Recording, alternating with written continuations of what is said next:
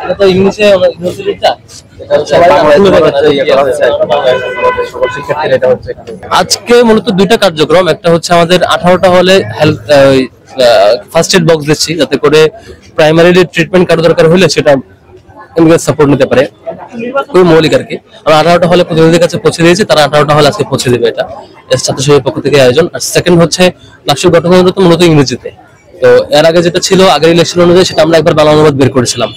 এখন আমাদের সকল সংগঠনগুলো রিকমেন্ডেশন দিয়েছিল, ইউনিভার্সিটির অ্যাক্টিং যে সংগঠনগুলো, তাদের রিকমেন্ডেশন অনুযায়ী কিছু ফলো করেছে, কিছু ফলো করে না। একটা আপডেটেড গঠনতন্ত্র ইউনিভার্সিটি পাবলিশ করেছে, সেই কপিটাও ইংরেজিতে, সেটার বাংলা কপি আমরা আজকে বের করেছি, যাতে করে শিক্ষার্থীরা সহজে পড়তে পারে এবং ভিতরে আসলে সবার জন্য অ্যাভেলেবল থাকে আর কি, সবাই ইজিলি সুখপাঠ্য হয়, সেটা চিন্তা করে বাংলা অনুবাদ বের করেছি। এবং হার্ড কপি আজকে আমরা প্রত্যেকটা হলে পৌঁছে দিচ্ছি। এই হচ্ছে আজকের আমাদের দুটো আয়োজন। নির্বাচনের রোডম্যাপ সম্পর্কে ওইটা এখনো ইউনিভার্সিটি এখনো কনক্রিট জানায় না। আমরা তাদেরকে আমাদের যতটুকু প্রেসার দেওয়ার সুযোগ আছে আমরা প্রেসার দেওয়ার চিন্তা করছি। আশা করি ডাকসু হবে এবং হবে, এটা আমরা আশা করি।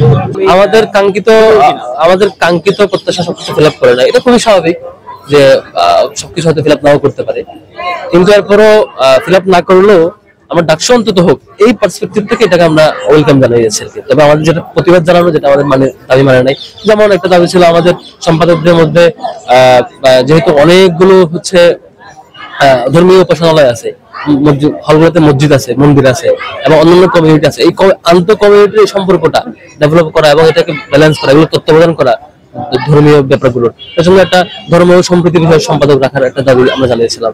নারী বিষয়ক একটা প্রস্তাবনা আমরা দিয়েছিলাম। অনেকগুলো এরকম প্রস্তাবনা ইউনিভার্সিটি মানে নাই, না মানলেও যেটুকু দিয়েছে, যেটুকু ডাকসু করতে চাইছে, সেদিক থেকে আমরা সাথে করতে চাইছি।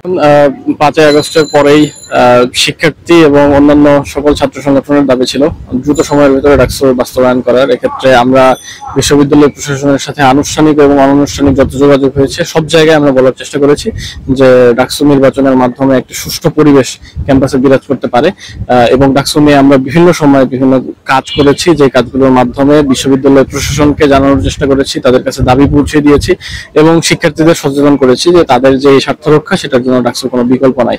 এক্ষেত্রে আমরা দুর্ভাগ্যজনকভাবে বিশ্ববিদ্যালয় প্রশাসনের গড়িমসিও লক্ষ্য করেছি। দীর্ঘ সময় পার হয়ে গেছে, 1 বছর পার হয়ে যাওয়ার পরে ডাকসু নির্বাচনের আনুষ্ঠানিকতা শুরু হচ্ছে।